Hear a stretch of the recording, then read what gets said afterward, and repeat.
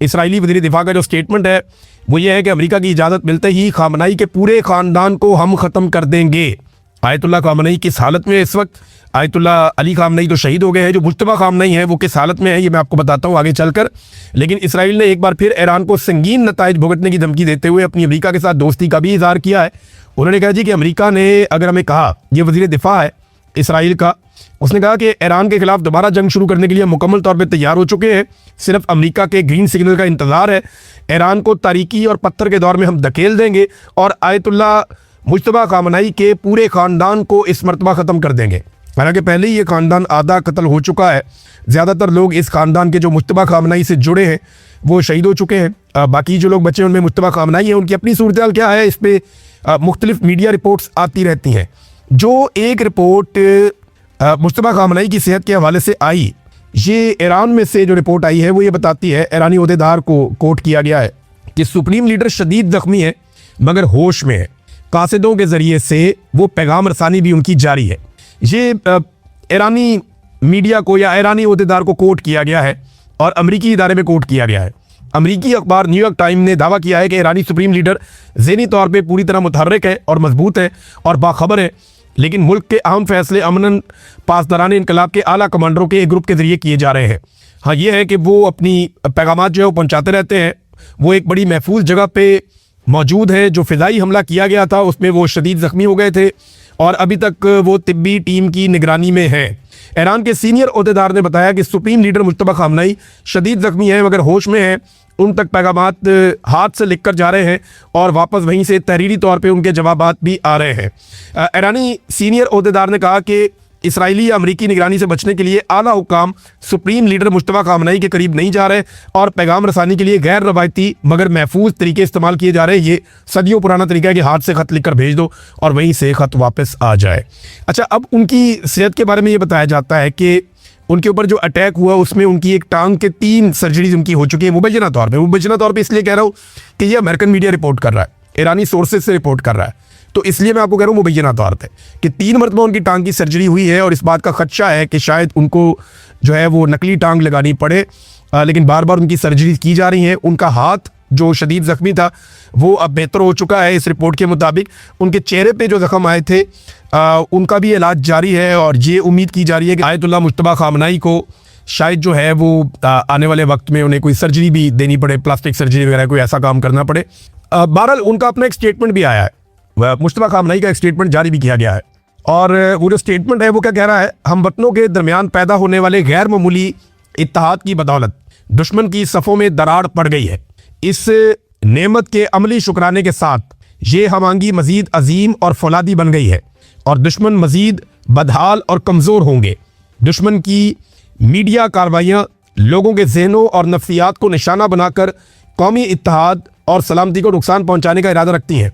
दुआ है कि हमारी गफलत इस नापाक इरादे को पाया तकमील तक ना पहुँचने दे, यानी हम कोई ऐसी गफलत ना करें जिससे दुश्मनों का इरादा कामयाब हो जाए। तो ये आयतुल्लाह मुज्तबा खामनेई का एक ईरानी कौम के नाम पैगाम आया। डोनाल्ड ट्रंप से कुछ सवालात भी किए गए मीडिया की जानिब से। एक सवाल उनसे ये पूछा गया कि क्या आप ईरान के खिलाफ एटमी हथियार इस्तेमाल करेंगे। हालांकि इससे पहले खबर आ चुकी है कि डोनाल्ड ट्रंप ने एक मौके पर एटमी कोड्स मांगे थे। इसकी तस्दीक तो नहीं हुई, लेकिन ये दावा किया गया अमेरिका में कि एटमी कोड्स उन्होंने मांगे तो उनको इनकार कर दिया गया। लेकिन ट्रंप ने कहा यह अमकाना सवाल है, बिल्कुल मैं ऐसा नहीं करूँगा। रवायती हथियारों से हमने ईरान को तबाह कर दिया है, तो हमें दूसरे हथियारों की ज़रूरत नहीं है। ये डोनाल्ड ट्रंप ने स्टेटमेंट दिया। फिर डोनाल्ड ट्रंप ने एक और बात की है, उनसे सवाल किया गया कि आप कब तक ईरान का इंतज़ार कर सकते हैं, कितनी देर आप ईरान के जवाब का या मुआहदे का इंतज़ार करेंगे। तो डोनाल्ड ट्रंप ने कहा जनाब हमारे पास तो बहुत वक्त है, वक्त तो ईरान के पास नहीं है। फिर उसने कहा मुझे कोई जल्दी भी नहीं है।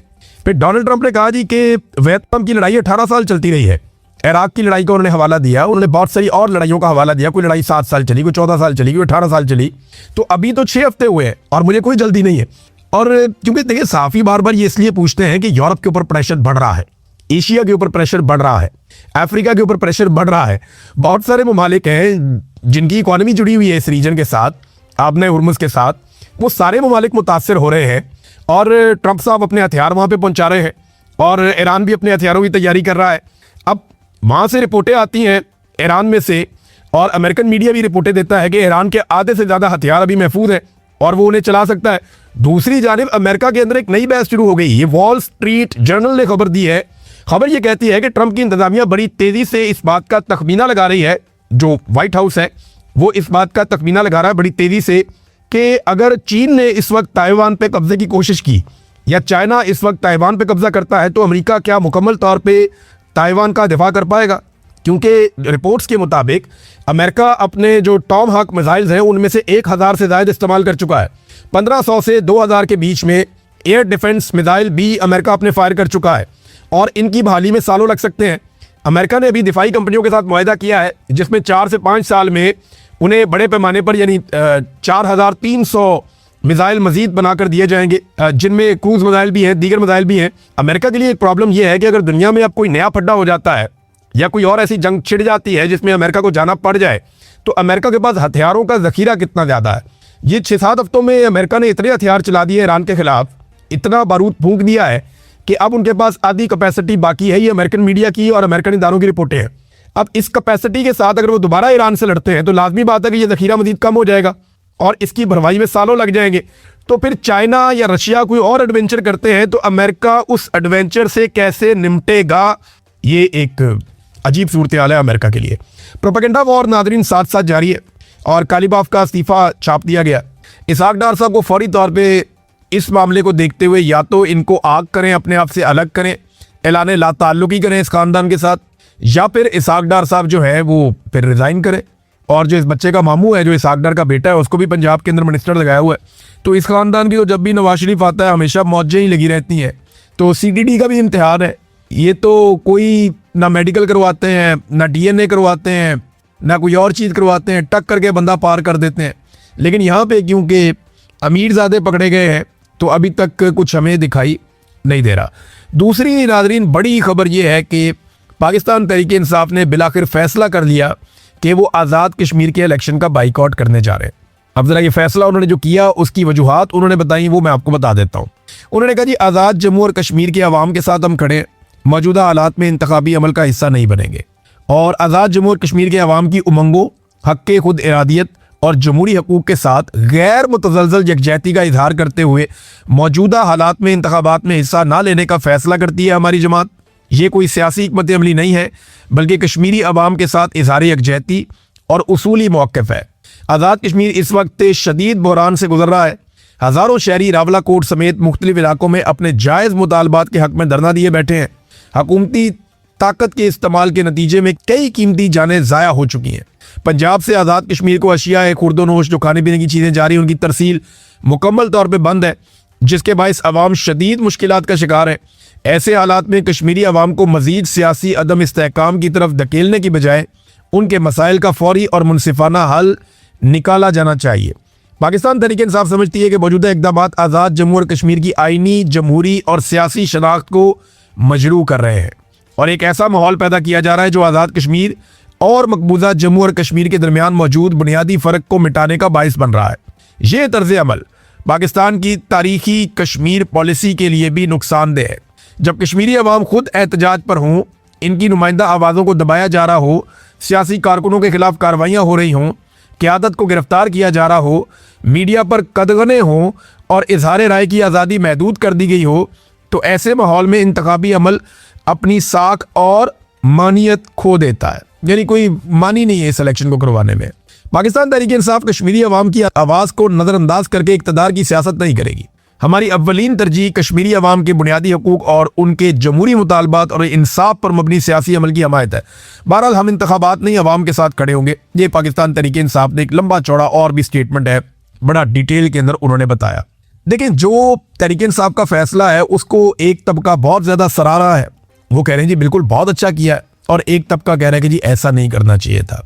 जो लोग कह रहे हैं अच्छा किया, उनके आर्गूमेंट ये है कि हुकूमत तो वैसे भी पाकिस्तान तहरीक-ए-इंसाफ को इन्होंने कभी भी नहीं बनाकर देनी थी। नंबर 2, ये इंतहाई मुतनाज़े इलेक्शन है जो होने से पहले ही बहुत सारे तनाज़ात में फंस गए हैं। नंबर 3 ये है कि कश्मीरी अवाम इस वक्त इलेक्शन के लिए तैयार नहीं है, वहाँ पे जुल्म और जबर हो रहा है और इलेक्शन के नाम के ऊपर चीज़ों को नॉर्मलाइज करने की कोशिश की जाएगी। और अगर पाकिस्तान तहरीक-ए-इंसाफ जैसी बड़ी जमात अपने आप को इलेक्शन से बाहर करती है तो पूरे के पूरे इलेक्शन और उसके सिस्टम के ऊपर एक सवालिया निशान खड़ा हो जाएगा। तो एक तरफ तो लोग ये कह रहे हैं कि कश्मीरियों के साथ खड़े होना चाहिए और इक़्तिदार की सियासत नहीं करनी चाहिए। जो लोग कहते हैं कि इलेक्शन लड़ना चाहिए पाकिस्तान तहरीक इंसाफ को, वो ये कहते हैं कि इमरान खान साहब खुद कह चुके हैं कि किसी भी इलेक्शन का कभी भी सियासी जमात को बाइकआउट नहीं करना चाहिए। नंबर 2 उनका आर्गूमेंट ये है कि अवामी नुमाइंदगी बिल्कुल सिफर हो जाएगी अगर पाकिस्तान तहरीक इंसाफ इलेक्शन से बिल्कुल बाहर हो जाती है, तो जो 4 सीटें उन्होंने जीतनी है वो भी उन्हें नहीं मिलेंगी और उन जमातों को मिल जाएंगी, या फ्री हैंड मिल जाएगा उन जमातों को जो इक़्तिदार पे कब्जा करना चाहते हैं। तो ये इस किस्म की जो है वो दूसरी तरफ की आवाज़ है। तो मेरे ख्याल में दोनों लोगों की बात में लॉजिक है, तो वक्त साबित करेगा कि फैसला ठीक था या गलत था। लेकिन मेरे ख्याल में इन इंतखाबात के ऊपर एक बहुत बड़ा सवालिया निशान लग गया है। तो अब इलेक्शन पे पैसे ज़ाया करने की बजाय ना आसिफ अली जरदारी, नवाज शरीफ, फजल रहमान और अलीम खान, ये 4 बंदे बैठे और आपस में सीटें तकसीम कर लें। वो मुस्लिम कॉन्फ्रेंस वाले को भी बिठा लें साथ, तो आपस में सीटें तकसीम कर लेंगे, ये तेरी ये मेरी, ये तेरी ये मेरी, और अपने वजारतें और वजारतें आला और ये सारा तकसीम कर लें। इतना पैसा क्यों खर्च करना है इलेक्शन पे, जब पूरा का पूरा इलेक्शन एक ही जमात लड़ रही है, सारे एक जमात है। यानी IPP भी वही है, पीपल्स पार्टी भी वही है, PMLN भी वही है, तो फजल रहमान भी वही है। अब इनके तो इंटरनल इलेक्शन हो गए ना, बाहर से तो कोई इलेक्शन लड़ ही नहीं रहा। इनके खिलाफ तो ना कोई अवामी पॉलिटिकल पार्टी है और ना इनके मुकाबले में कोई इलेक्शन हो रहा है, लिहाजा ये तो वन साइडेड है। तो आपने अगर आपस में इलेक्शन लड़ना है तो लड़ने की बजाय घर में बैठ के आप फैसला कर दें, सीटें आपस में आप बांट लें, ताकि कौम का पैसा भी बच जाए और पाकिस्तान का और कश्मीरियों का वक्त भी बच जाए। बहरहाल तहरीक इंसाफ ने यह फैसला कर लिया है। फैसला किस तरह का आने वाले दिनों में पता चलेगा। सोहेल अफरीदी साहब का ये पता चला कि जो उन्होंने स्टेटमेंट दिया कौमी कॉन्फ्रेंस जो थी जेलों में इस्लाहात के हवाले से, वैसे मजाक ही किया गया पाकिस्तानियों के साथ। चीफ जस्टिस ऑफ पाकिस्तान को थोड़ा सोचना चाहिए था और कॉन्फ्रेंस करवाने वालों को शर्म आनी चाहिए थी कि क्या करने जा रहे हैं वो। यानी कोई पाकिस्तान में जेलों की हालत है जो आप इस्लाहात की बात कर रहे हैं। सबसे बड़ा कैदी पाकिस्तान का इमरान खान है जो साबिक वजीर आज़म है और पाकिस्तान का मकबूल तरीन रहनुमा, जिसको सबसे ज़्यादा लोगों ने जेल में होने के बावजूद वोट दिए।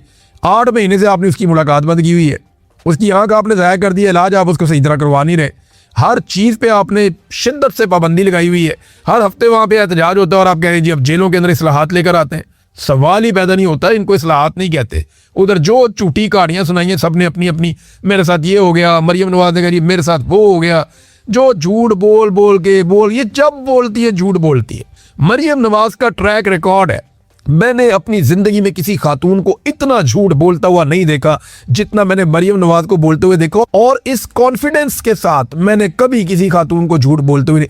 खवातीन झूठ बोलती है ना, पकड़ी जाती है नॉर्मली, लेकिन ये इतने कॉन्फिडेंस से झूठ बोलती है कि मेरी बरतानिया तो क्या पाकिस्तान में भी कोई प्रॉपर्टी नहीं है, लंदन तो क्या पाकिस्तान में भी कोई प्रॉपर्टी नहीं है, उसकी कहाँ प्रॉपर्टियां निकल के आ गई। आप देखें कैसा झूठ टका के बोला था। फिर कैल्बी फोन्ट आ गया, उसके ऊपर झूठ बोल दिया। जेल की कहानियां, फ्राई पान से कपड़े इस्त्री कर दिए, झूठ बोल दिए। वो जनाब मेरे साथ ये कर दिया वो कर दिया। वो मैंने वीडियो खुद देखी अपनी आंखों से, मैं तो हैरान हो जाता हूँ जैसी सहूलियात इनको भी असर थी। यहाँ कौम को ये रोज हो गया अजीब अजीब कहानियां सुना देते हैं। बहुत ही अजीब लोग हैं, बहुत अजीब तरीन लोग हैं। सोहेल अफरीदी साहब ने वहां पे इमरान खान साहब के लिए आवाज उठाई, लेकिन देखें तरीकाकार क्या था। एक बात नाज़रीन आपको जरा मैं समझा देता हूँ। इमरान खान से मुलाकातों का एक दिन नहीं है, सिर्फ मंगल नहीं है जब बहनें जाती हैं, 2 दिन है, एक मंगल एक जुमेरात। मंगल को बहनों का दिन था, फैमिली का दिन था, और जुमेरात को पार्टी का, दोस्तों का या वकला का दिन था। तो इंटरेस्टिंग बात यह है कि मंगल को क्योंकि बहनों ने आना था, तो मंगल आज भी वहां पे एहतजाज होता है, धरना दिया जाता है। यानी जो बहनों की ड्यूटी है बहनें करती जा रही हैं, करती जा रही हैं, करती जा रही हैं, और वो हर मंगल को आती हैं। लेकिन जो पार्टी की ड्यूटी थी कि हर जुमेरात को उन्होंने भी आना था, तो जुमेरात को आप देखें वहां कुछ भी नहीं होता, कोई भी नहीं आता। सोहेल अफरीदी चंद हफ्तों तक यानी 10-12 हफ्तों तक गए जुमेरात को, उसके बाद अब कोई भी नहीं जाता, कोई और जाता ही नहीं है जुमेरात को। यानी आज जो लोग ये कहते हैं कि इमरान खान की बहनें इमरान खान के साथ वफादार नहीं है या वो खराबी पैदा कर रही हैं, वो सिर्फ एक बात सोचे कि बहनों के दिन पे बहनें पहुंचती हैं मंगल वाले दिन, लेकिन पार्टी के दिन पे पार्टी नहीं पहुंच रही अब जुमेरात वाले दिन, या बाकी लोग नहीं पहुंच रहे अब जुमेरात वाले दिन। तो जुमेरात वाले दिन ही ये कॉन्फ्रेंस हो रही है ना, कौमी कॉन्फ्रेंस।